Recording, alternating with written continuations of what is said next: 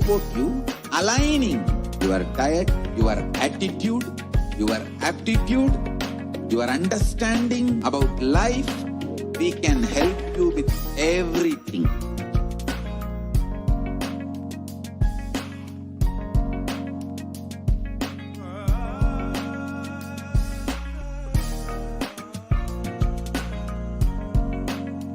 If you are interested in enlightenment, we will immediately bring this to you.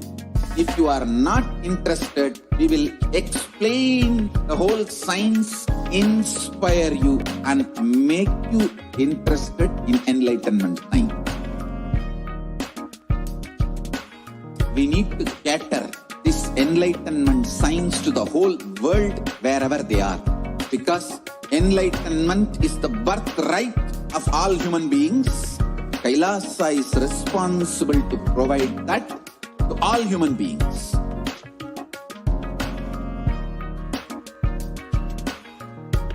Kailasa is the totality of the knowledge I received from my gurus and practice manifested in my life, perfected by teaching millions of people from all cultures.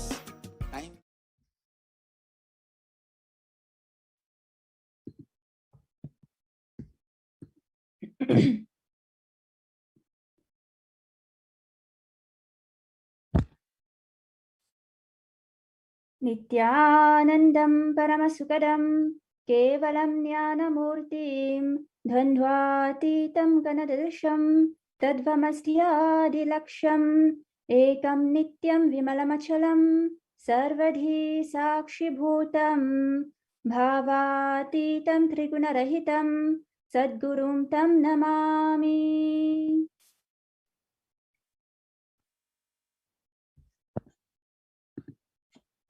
Nithyanandam.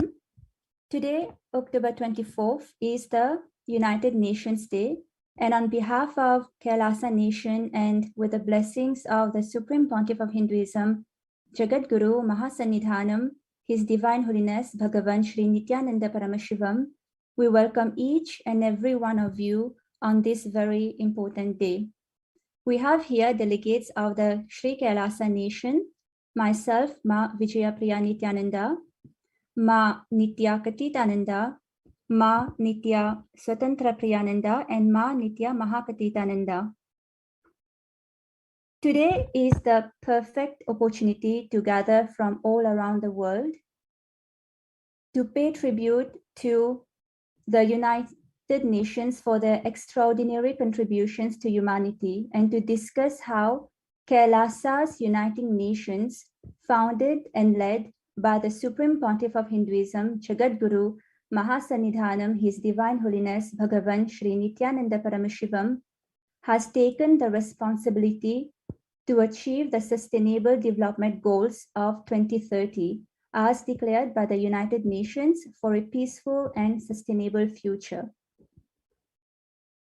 Who is the Supreme Pontiff of Hinduism? The Supreme Pontiff of Hinduism, Bhagavan Shri Nithyananda Paramashivam, was born in 78, and he is the reviver of Kailasa, the ancient enlightened civilizational nation and the great cosmic borderless Hindu nation. The Supreme Pontiff of Hinduism is the 1008 incarnation of Paramashiva, as per Hinduism, recognized by his predecessors who are enlightened masters and adepts. The Supreme Pontiff of Hinduism has made the science of power manifestation, yoga, and temple-based universities available for all humanity. The Sovereign Order of Sri Kailasa, led by the Supreme Pontiff of Hinduism, and Nithyananda Order of monks, nuns, and Hindu diaspora are working for global peace and to achieve superconscious breakthrough to humanity.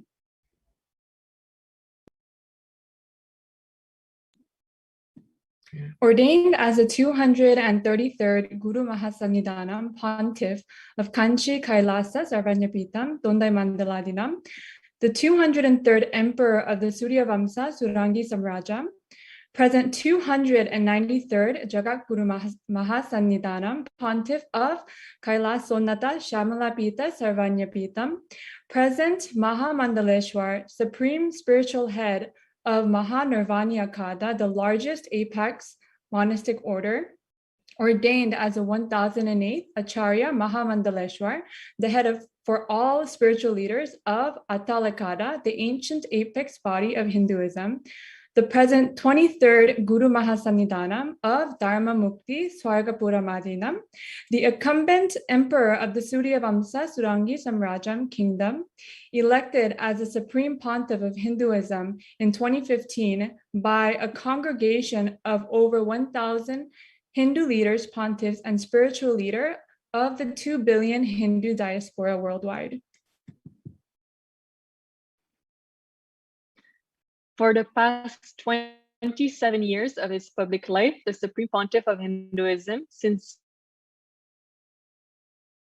an enlightened system for communities all around the world. The Supreme Pontiff of Hinduism has inspired over 30 million Hindus to revive the non-violent-based enlightened ecosystem. The Supreme Pontiff of Hinduism initiated the Minutes for Peace meditation in 2003, and since then, 4.3 billion minutes and meditation have been recorded. The Supreme Pontiff of Hinduism launched the No Hungry Home project with 1 billion free meals served globally since the last 27 years. During the COVID-19 pandemic, the Supreme Pontiff of Hinduism opened his monasteries as a sanctuary for thousands of families, their quarantine facilities with all amenities provided for free of cost. And the United Nations also published Kailasa's report on COVID-19 and multilateral, founded the Nithyananda Hindu University, which is the world's largest Hindu university with 1.65 million, 2,700 courses with over 450 extended campuses in more than 150 countries, with more than 10,000 hours of spiritual discourses on ancient rare spiritual manuscripts. The Supreme Pontiff of Hinduism is also a strong advocate of vegetarianism, and he is a defender and upholder of women and LGBTQ+ rights.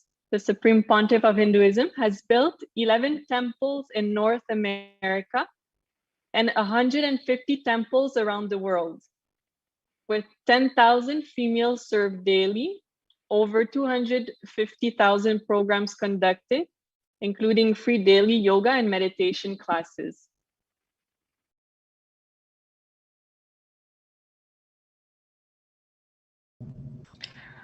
So, before sharing about the Supreme Pontiff of Hinduism's contributions to the world with regards to the Sustainable Development Goals 2030 as declared by the United Nations, we would firstly like to present to you the context of which the United Nations was founded.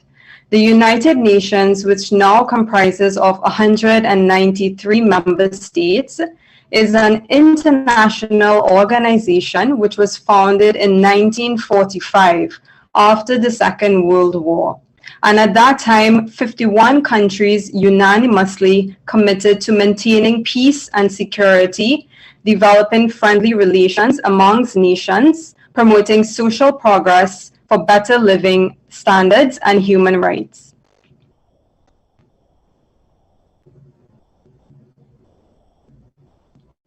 So when it comes to the UN Sustainable Development Goals, there are 17 of them. And mostly they were adopted by world leaders in September 2015 at an historic UN summit, which came into force on January 1st, 2016. The objective was to produce a set of universal goals that meet the urgent environmental, political, and economic challenges facing our world. The goal was to mobilize more governments, civil societies, businesses, calling on all people to make global goals their own. So as described by world leaders, the Sustainable Development Goals of 2030 are a guide, essentially a to-do list and a blueprint for success. They are an agenda to balance human prosperity with protecting the planet and to tackle some of the world's most pressing challenges facing today.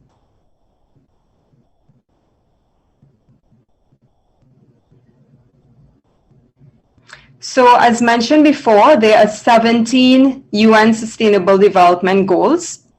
The first one is no poverty. Goal number 2, zero hunger. Number 3, good health and well-being. Number 4, quality education.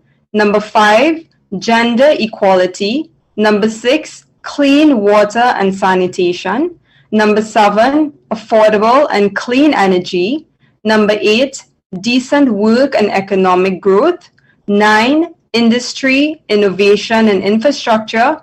10, reduced inequalities. 11, sustainable cities and communities. 12, responsible consumption and production. 13, climate action. 14, life below water. 15, life on land. 16, peace, justice, and strong institutions. And finally, number 17, partnerships for the goals. And the UN Sustainable Development Goals, essentially Sri Kailasa Uniting Nations has mapped all of 108 causes towards these UN Sustainable Development Goals, which will be shared shortly. 108 causes supported by Sri Kailasa, from child welfare to promotion of food banks, to gender equality, animal rights, original nations, and the list goes on and on. So essentially all of these 108 goals or initiatives by Sri Kailasa Uniting Nations have been mapped also to the UN Sustainable Goals and a lot more. So this will be shared with you right now.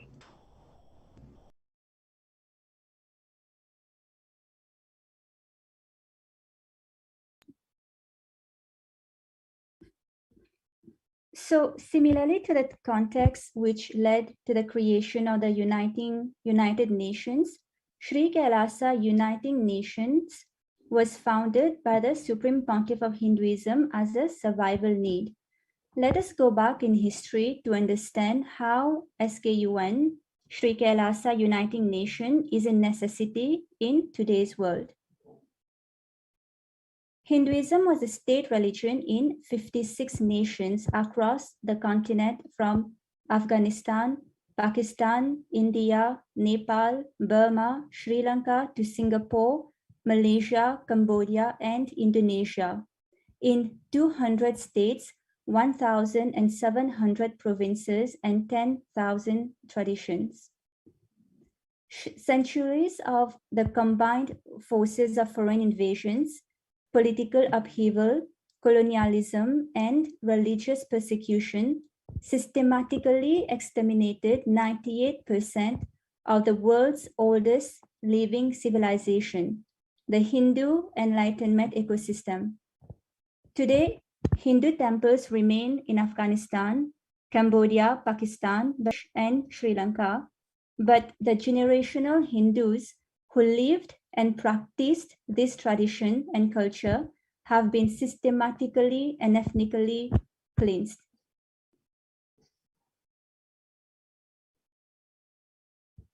So to preserve the most ancient enlightened ecosystem in the world, as per Hindu scriptures, the Supreme Pontiff of Hinduism declared the independence of the sovereign state of Sri Kailasa as per internationally accepted norms.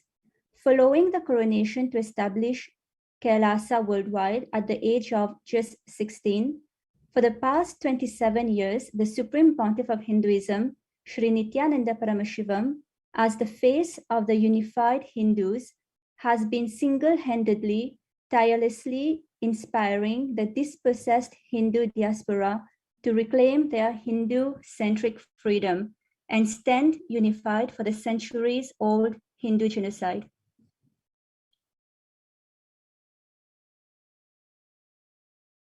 The Supreme Pontiff of Hinduism has declared, I am the collective voice of all the persecuted Hindus. I will revive and rebuild a Hindu nation built on Vedagamic principles as a refuge for all practicing and aspiring Hindus, a safe haven for all persecuted Hindus.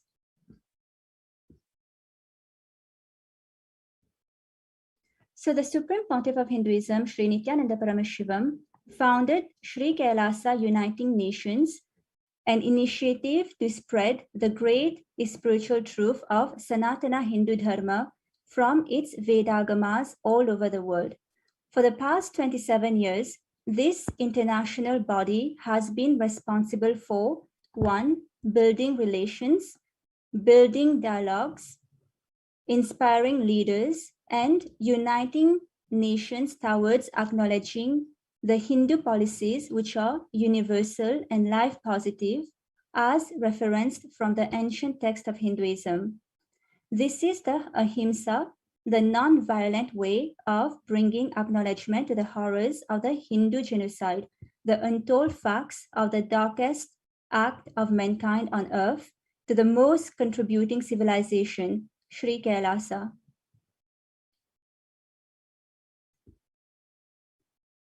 Sri Kailasa Uniting Nation is working towards the revival of the 10,000 indigenous traditions and nations and has committed to fulfill 108 initiatives as mentioned before, including animal rights, human rights, children's rights, women's rights, and more. Sri Kailasa is working for uniting the world's nations for 108 such purposes and goals declared based on universal human values and world peace. So you can see all the 108 causes taken up by Sri Kailasa Uniting Nation on Sri Nithyananda Paramashivam page, official page, Sri Kailasa's official page on the website below.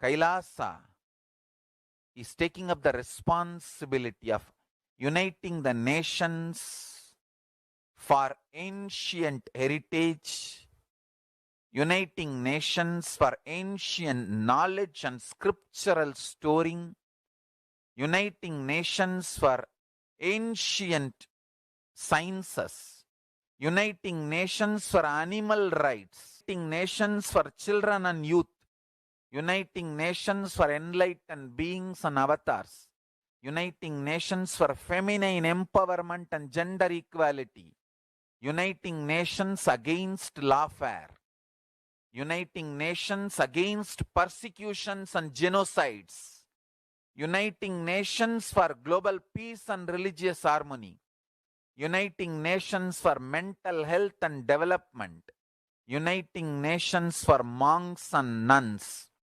uniting nations for mystical and spiritual sciences, uniting nations for nutritious food and hunger-free world, uniting nations for persecuted religions, uniting nations for revival of ancient civilizations, uniting nations for unique religions, uniting nations for yoga, uniting nations for ancient sacred arts and ancient sacred sciences, uniting nations for consciousness studies and consciousness practices, uniting nations for enlightened cultures and arts, uniting nations for indigenous aboriginal nations and traditions and cultures, uniting nations for advocating peace, uniting nations for yogic sciences, uniting nations for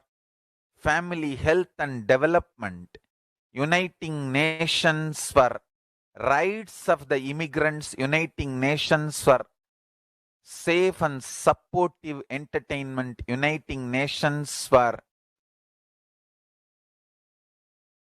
best right spiritual techniques and methods and technology, understand uniting nations for prevention of mass killings, uniting nations for orphans and abandoned children, uniting nations for furthering the researches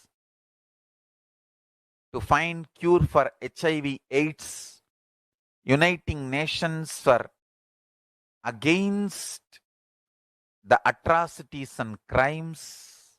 We are working in all this line, and devotees, disciples, volunteers are creating organizations in multiple nations to do all this good work.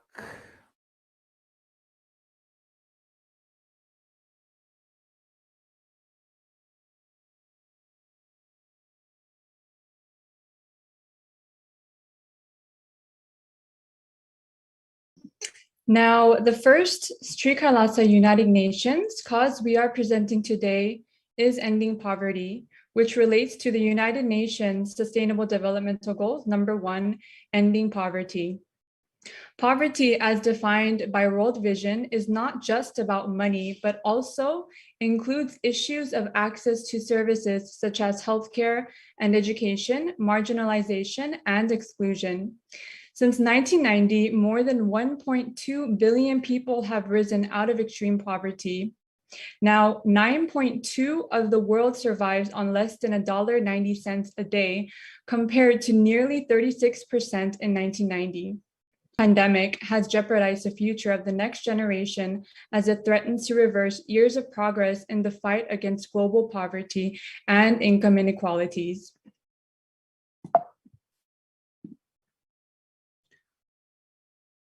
The Vedic civilization was never poor and holds the secrets to the science of wealth manifestation.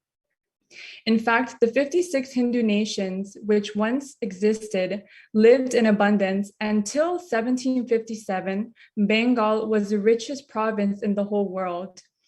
The Vedic civilization offered from the space of Advaita, living in peaceful coexistence with one another, fulfilling their respective responsibilities, thereby equally contributing to the prosperity and stability of the society. We have one Shastra Pramana that we would like to share with all of you. So in Bhagavad Gita, chapter 2, verse 47, Lord Krishna shares an important Hindu principle with all of us, which guides us towards living a life that is based on responsibility instead of being driven by greed, and thereby ensuring the stability and the prosperity of the society. So the translation goes, you have a right to perform your prescribed duties, but you are not entitled to the fruits of your actions. Never consider yourself to be the cause of the results of your activities, nor be attached to inaction. We also wanted to share a beautiful Apta Pramana with all of you. So when we read the narration of how the Hindu nation ruled by Bhagavan Rama lived, we can see how stable and prosperous the society was. This is from Valmiki Ramayana, Yuddha Kanda, chapter 128, verses 99 to 101. People survived for thousands of years with thousands of their progeny, all free of illness and grief.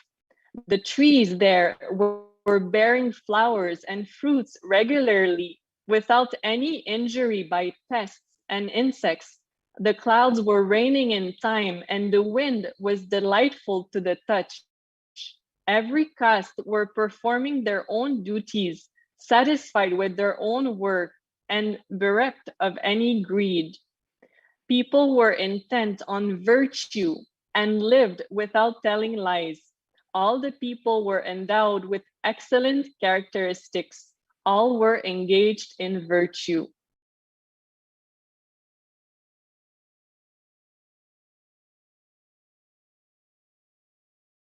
So now we will now listen to a video where the Supreme Pontiff of Hinduism explains how poverty was artificially created by invaders.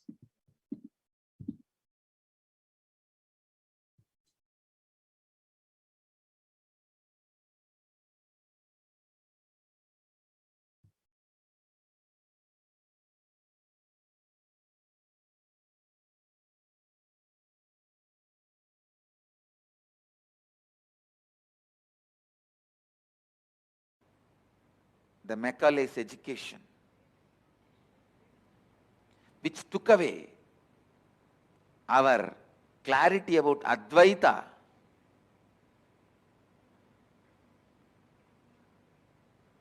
The colonial mental setup,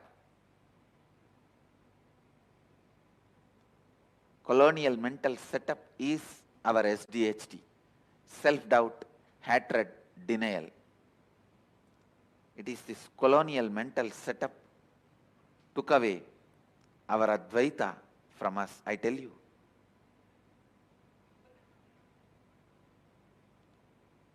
First of all, we never had poverty till we have been swindled by all these invaders. Till 17th century, we were the richest country in the world. We never had poverty. The poverty was imposed on us to break our confidence. The artificial famines created by the British Empire, how they broke our backbone by creating artificial poverty. The Bengal famine was planned by British.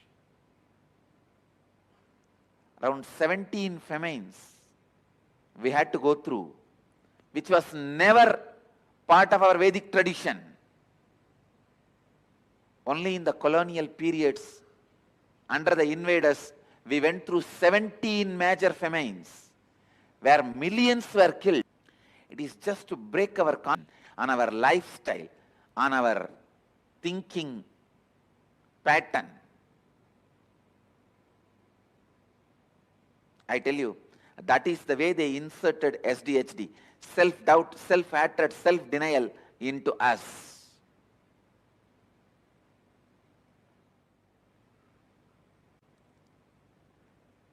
They swindled the country.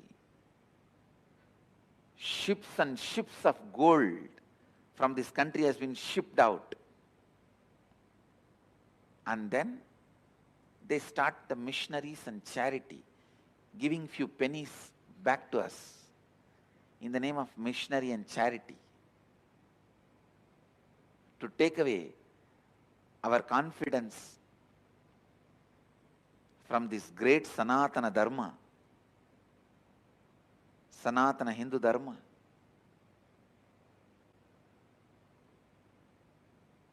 Many times people ask me, why do you wear this gold Rudraksha, gold throne? I want to tell you, it is not gold, it is gold painted. Second, I wanted to remind you guys the richness, the way the Vedic tradition lived, the richness we had in the Vedic tradition. Unfortunately, all the good things, auspicious things are attributed to the Western colonial lifestyle. The other day I was browsing through some of the photographs of the recent museum inaugurated in the Rashtrapati Bhavan in India. I was feeling so sad. All the best things we are showcasing is from the colonial era. Only the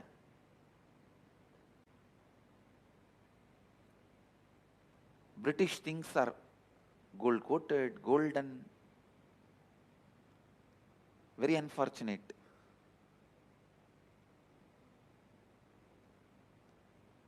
The idea of best life is somehow associated with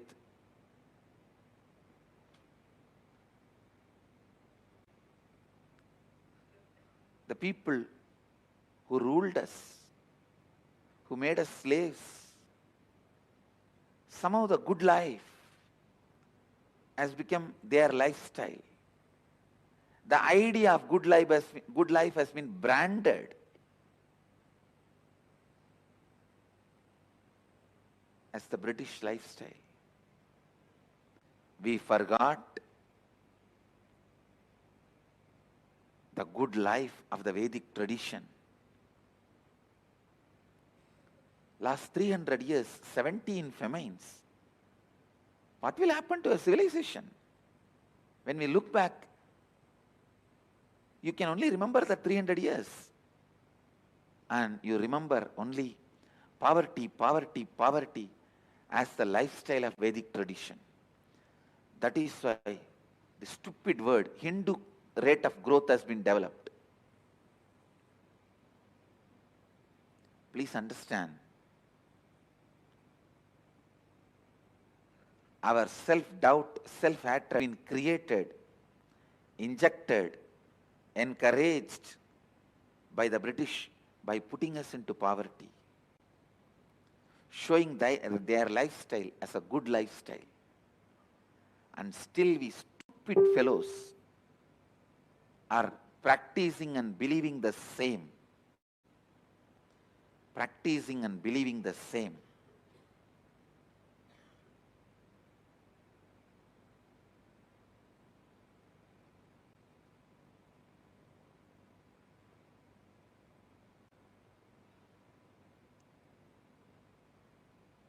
We should tell the world Vedic lifestyle, Vedic beliefs is good life.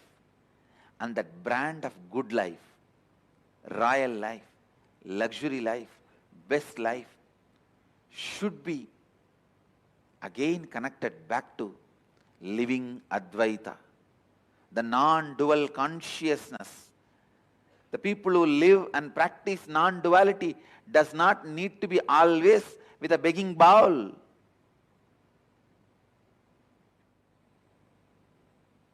We picked up the begging bowl voluntarily because that is the only way we can relate with you.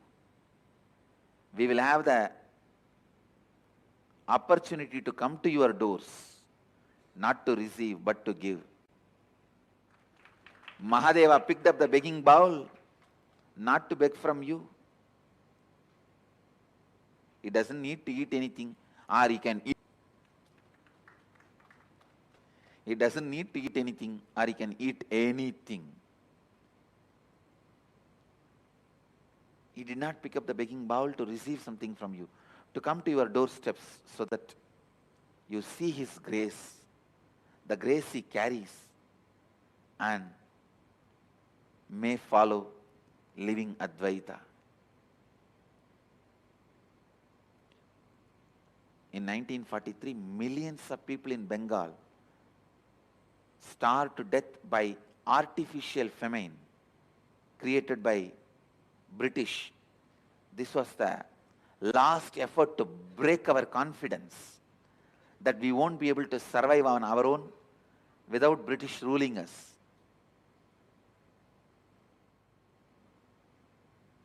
British government ordered the destruction of all boats and rice stocks in coastal Bengal. And it exported 70,000 tons of rice for the use of British troops and British civilians.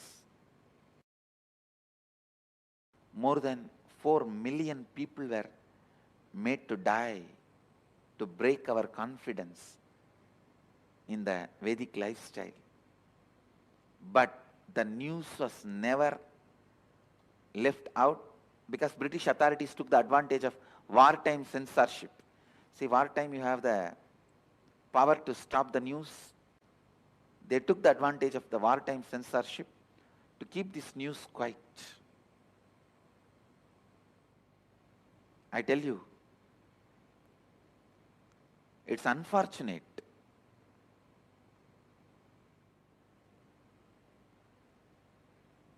Even we started believing The reason for our poverty, our suffering, all the bad things is our lifestyle and our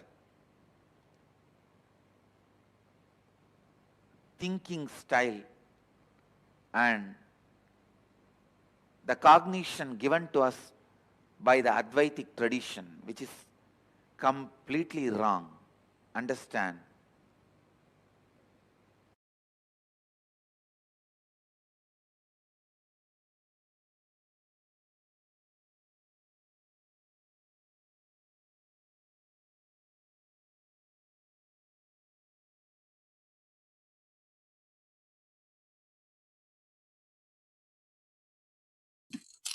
The Supreme Pontiff of Hinduism explained that the whole Bengali Sikh was destroyed due to the fear of mass deaths where thousands died because of the artificial famine. They lost their morale. They lost the morale of trusting life. The whole Bengali consciousness was suffering with the root cruel. To clean and heal the collective consciousness, the Supreme Pontiff of Hinduism has conducted multiple workshops on the secrets of manifesting wealth as per the Hindu scriptures and initiated thousands into wealth consciousness. Another of the many initiatives launched by the Supreme Pontiff of Hinduism as a direct path towards poverty eradication, gender equality, self-empowerment, empowerment of tribal women, and inclusive economic growth by launching initiatives such as the Nithyananda Lakshmi Microfinance Scheme. This special venture launched by the Supreme Pontiff of Hinduism in 2009 continued since then, specifically supports rural and urban women. The Supreme Pontiff of Hinduism's religious organization is the first which entered into microfinance as early as 2009. The Supreme Pontiff of Hinduism has conducted multiple workshops on the secrets of manifesting wealth as per the Hindu scripture, initiated thousands into wealth consciousness.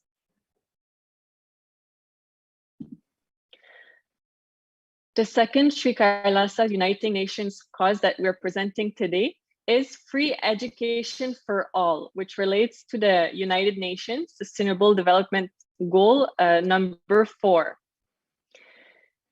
So what is education? As per the UNESCO's definition, education is the process of facilitating learning or the acquisition of knowledge, skills, values, beliefs, and habits. What is quality education? Quality education, as per UNESCO's definition, specifically entails issues such as, number 1, appropriate skill development, 2nd, gender parity, 3rd, provision of relevant school infrastructure, equipment, educational materials, and 4, resources, scholarships, or teaching force. Now, some statistics. In developing countries, 1 in 4 girls are not provided basic education. 103 million youth worldwide lack basic literacy skills, and more than 60% of them are women. But in Hinduism, education is a fundamental right. Hinduism promotes and ensures free education for all. Hinduism argues that true empowerment emerges through an understanding of the knowledge, which in turn leads to unity with the universe. It is believed to be a fundamental right for everyone to be taught and imparted knowledge.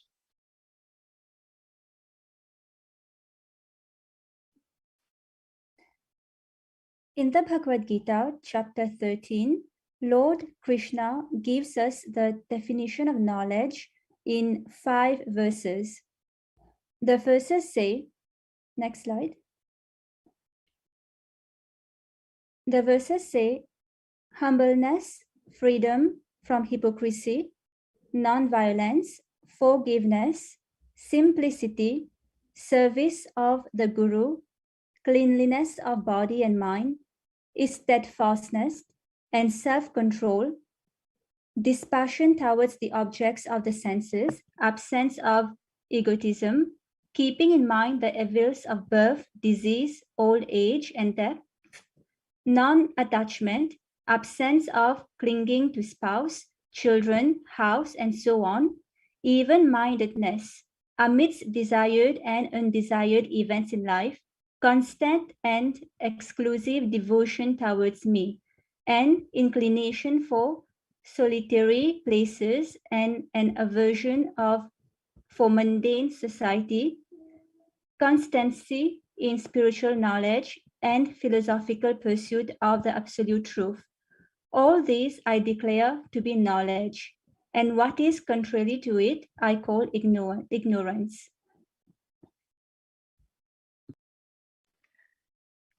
And now we will be listening to a video where the Supreme Pontiff of Hinduism explains how education can only be called education when it leads to the production of human beings of higher consciousness, which is exactly what the Vedic education, the Gurukul system, is designed to do.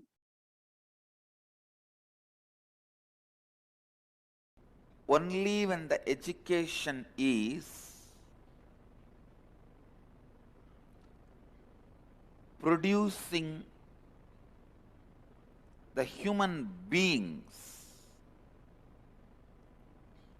of higher, it can be called as education.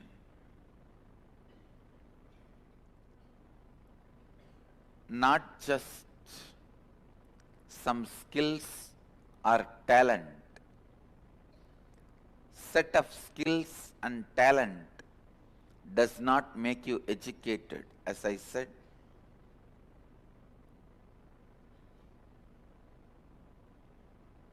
Uneducated are those who are educated only in schools.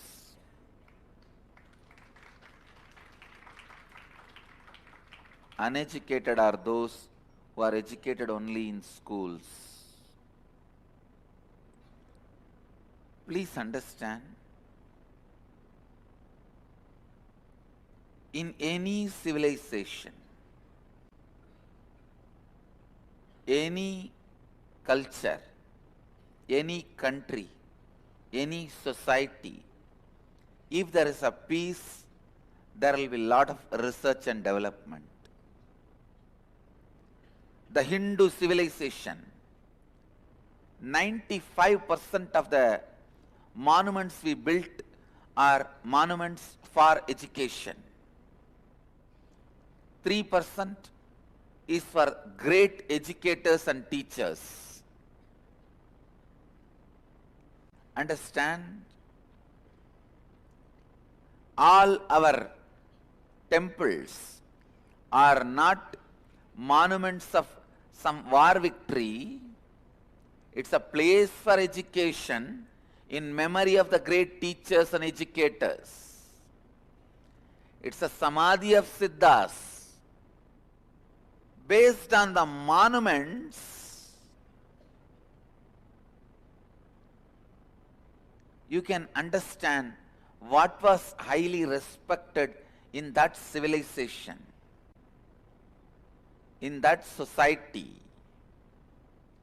There was so much peace, so much of research, development, so much of knowledge creation and spreading, so much exploration on space, under the water, under the earth, into the fire. So much has been done, so much knowledge was available.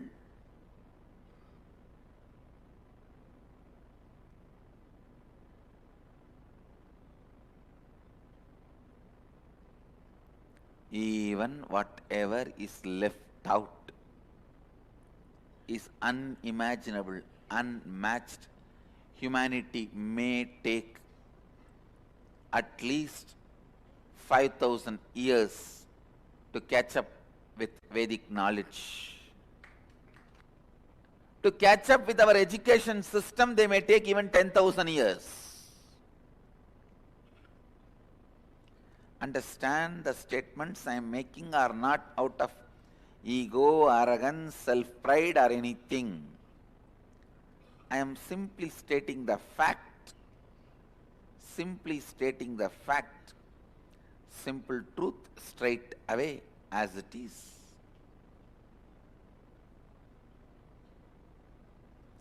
Simple truth straight away. We put so much of attention on Arjuna becoming a greatest warrior from an emerging out of Gurukul, but we forget from the same Gurukul, Sahadeva emerges as the greatest astrologer. It means what? A whole department of astrology was functioning.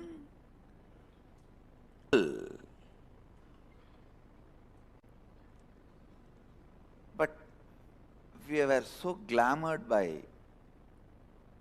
Arjuna emerging as the greatest archer and Bhima emerging as the greatest wrestler.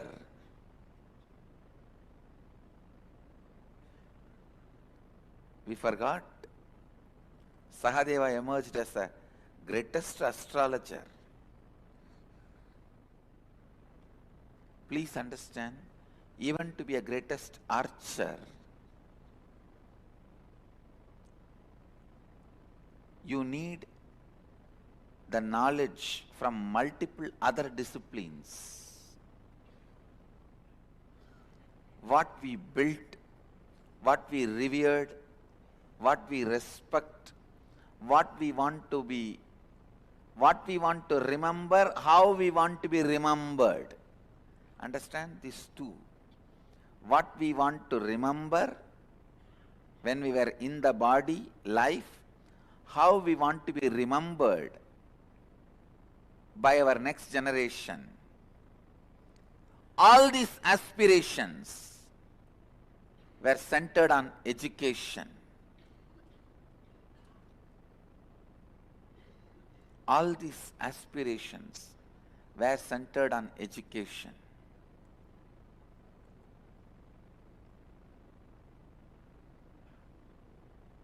So much of knowledge on physical health, mental health, consciousness, powers of consciousness, so much was available. Our education system, our Gurukul system, making human beings should again become the mainstream education system.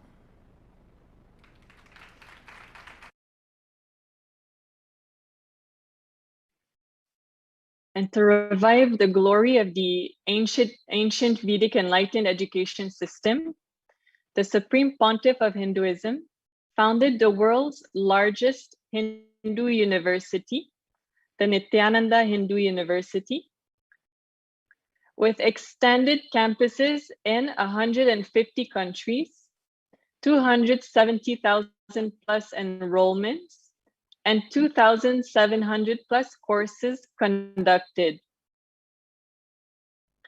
Through the Nithyananda Hindu University, the Supreme Pontiff of Hinduism is collecting 1 million source books of Hinduism and making the pursuit of degrees and doctorates available to all.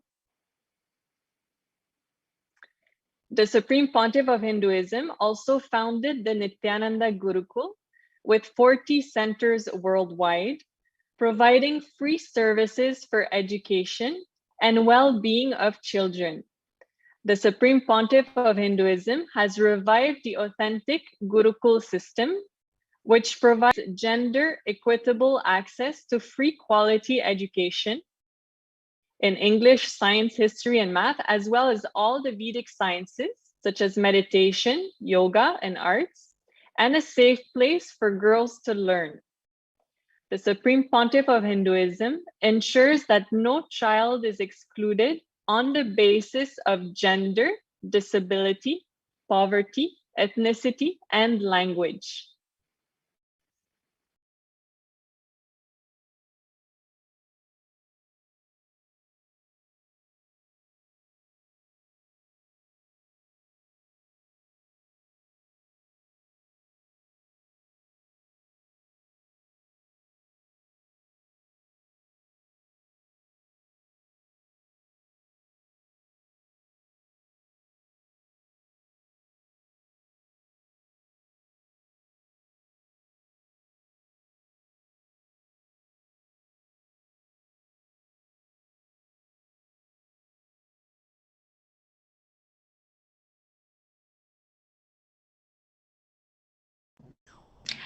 Okay, so while we get the slides up and running, we will now move into renewable energy and affordable and clean energy. And this is mapped to the UN Sustainable Development Goals number 7, which is clean and affordable energy. So by now you may have understood the entire context of Sri Kailasa Uniting Nations, the 108 initiatives led by the Supreme Pontiff of Hinduism, His Divine Holiness Bhagwan Nithyananda Paramashivam, and how all of this is being mapped to the UN Sustainable Development Goals. And we would have spoken about education as well as ending hunger. So now as we move into renewable and affordable clean energy, the first thing that we must know of is the definition. What is clean energy or renewable energy? So clean energy or renewable energy is defined as the useful energy that is collected from renewable sources, which are naturally replenished on a human time scale, including carbon neutral sources such as sunlight, wind, rain, tides, wave, and geothermal heat. And geothermal heat, for those who may not know, it comes from heat that is developed from volcanic activity. So according to the World Health Organization, air pollution kills an estimated 7 million people worldwide every single year. The WHO data shows that almost all of the global population, which is 99%, breathe air that exceeds WHO's guideline limits containing high levels of pollutants, with low and middle income countries suffering from the highest exposures. And this has led to increased mortality from stroke, heart disease, chronic obstructive pulmonary disease, lung cancer, and even acute respiratory infections. So many may not even know that air pollution actually causes so many other health issues, not just lung cancer or respiratory issues, but it is linked to even heart attacks and stroke. So moving along,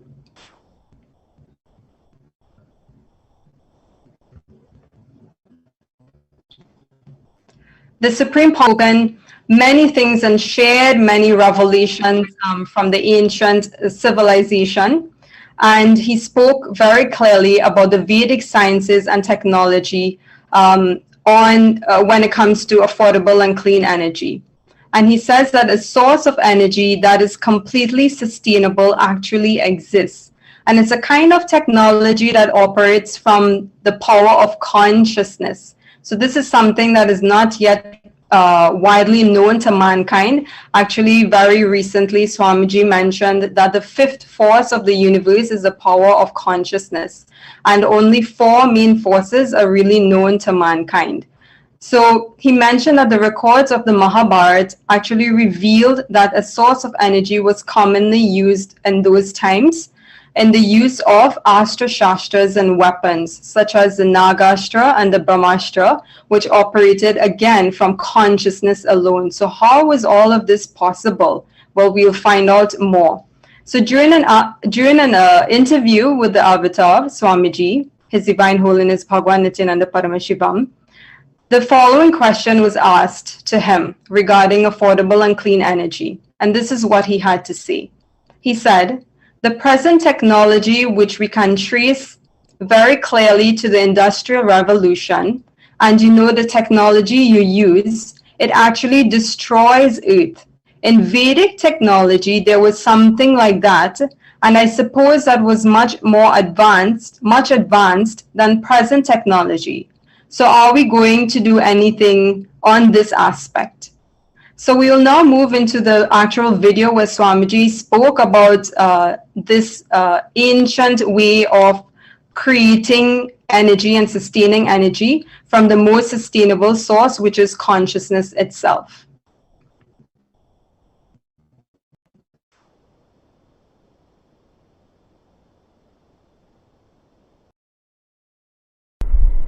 In Vedic technology, all the resources are from other planes and other places. We were importing. Surya comes and gives his powers. Then Indra comes and gives his Vajra. Varuna comes and gives his powers. It is all imported. But in this modern industrial revolution, in this technology, the resources have to be sucked from here and made into different shapes. And the human greed is not leaving even the source to be alive.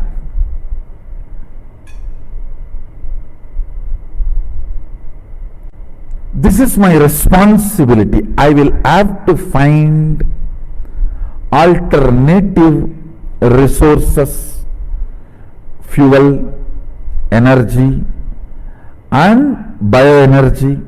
For all these three, I have to find alternative resources which does not belong to this planet, which belongs to other plane where the resources are endless. See, the other plane resources, one good thing is such large population does not exist in other planes. That's one. Second, such large demand does not exist there. People ask me, why did you not reveal this whole science of power manifestation in 2003 or 2002? I should tell them, I am very clear, I am putting the whole answer on record. It is not that in 2003, 2004 I do not know this science. Its own time to get downloaded, settle down and open up unto the people. In 2003 itself we have video records, we have video satsangs where I am speaking about this power manifestation, where I am even explaining the procedures. They will be given a Shaktipat in third eye and then they will start reading blindfolded. I am speaking. But it took at least 3-4 years for the whole science to settle down, body to adjust for that vibration, for that frequency, and for that to manifest, and that kind of a disciples to come and receive. The whole thing to become a demonstrable Sakshi Pramana. It took at least 3-4 years. Same way, now I know the Shastra Pramana and Apta Pramana, and even as Atma Pramana, that it is getting downloaded. Just today I was telling that the Aushadha for immortality is already become my Atma Pramana now, which was Shastra Pramana, Apta Pramana. It is already now my Atma Pramana. Today only I said, let it be on record, at least for the sake of history. For this to become Sakshi Pramana, I am roughly looking at next at least 2 years. All these sciences are not dead. We just need to take the responsibility to receive them and manifest them and properly organize it to make it user friendly and reach it out to the humanity. I should say my whole mission is that only. My whole life is that only. And surely at least within next 5 years I will find an alternative resource, fuel, energy and bioenergy. When I use the word bioenergy, the energy which is needed to run the body, there will be, actually there is the external resource which can make the human body without any food or the water or any need from this plane. So the preliminary understanding which I received, I started sharing through the Nirahara Samyama. But now I know there is a clear resource available.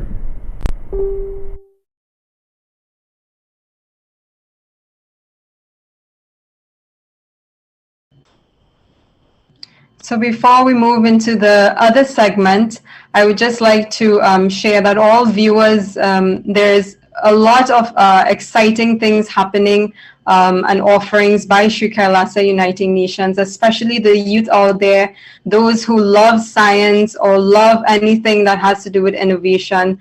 This is a really incredible space to be in, and Swamiji, His Divine Holiness Bhagwan Nithyananda Paramashivam, is bringing all of this to the world for the benefit of humanity.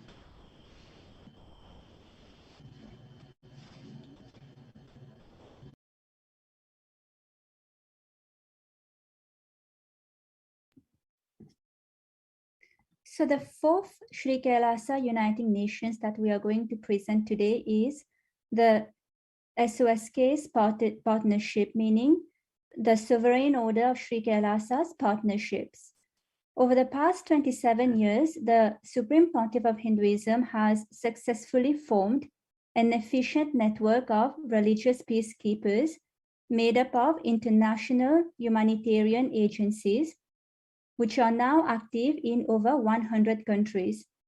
Specifically, the Supreme Pontiff of Hinduism has launched the 6 international Om mandates for the betterment of mankind, and they include the saffron Om, the red Om, the white Om, the yellow Om, the green Om, and the blue Om.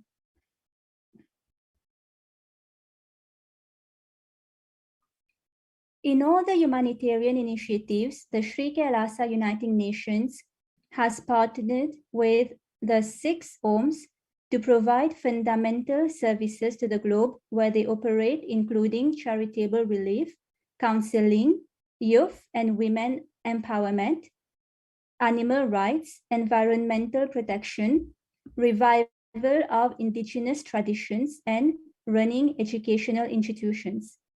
By doing so, the Supreme Pontiff of Hinduism works to raise humanity to the next level of conscious evolution through spiritual strength, thereby leading the way to a sustainable future. Recently, Kailasa has established diplomatic relations and partnership with the government of Uganda to eradicate hunger, foster youth leadership, holistic health, education initiatives, environmental stewardship, and sustainable living. The Supreme Pontiff of Hinduism has received over 1,000 of recognitions from government officials from many countries, including the US and Canada, in the form of proclamations, letters, and certificates of recognitions. And also, thus far, 4 of Kailasa's reports on the persecution on the Supreme Pontiff of Hinduism and Kailasa, and also the contribution to humanity, especially during COVID, has been. And some of the reports, the media disinformation in India, which was published by the United Nations Special Rapporteur for Freedom of Opinion and Expression, the persecution of the Supreme Pontiff of Hinduism and indigenous women of Kailasa, and also a report on femicide against women was also published by the United Nations, and Kailasa's COVID care solutions and multilateralism. And as we can see on the screen, these are some of the recognitions that Sri Kailasa and the Supreme Pontiff of Hinduism have received in recognition of the humanitarian services.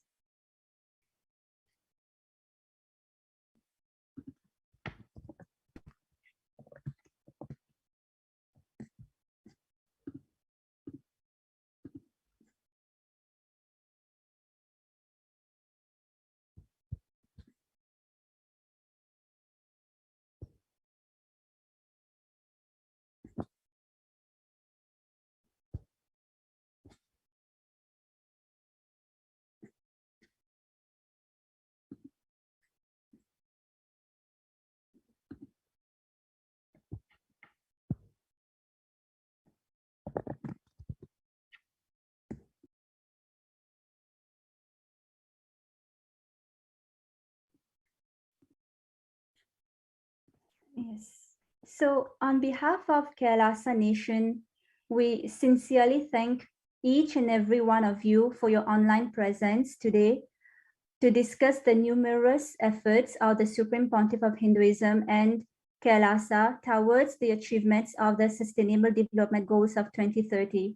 Hinduism, revived by the Supreme Pontiff of Hinduism, is the solution and shows humanity the path towards a non-violent and sustainable future. Stay tuned for future Kailasa live panel discussions, and we look forward to seeing you then. Thank you. Om Purnamada Purnamidam Purnat Purnamudashyate Purnasya Purnamevavashishyate Om Shanti Shanti Shanti Shanti Shanti Bhagavan Shri Nithyananda Paramashivam Padukarpanamastu Om Nithyanandam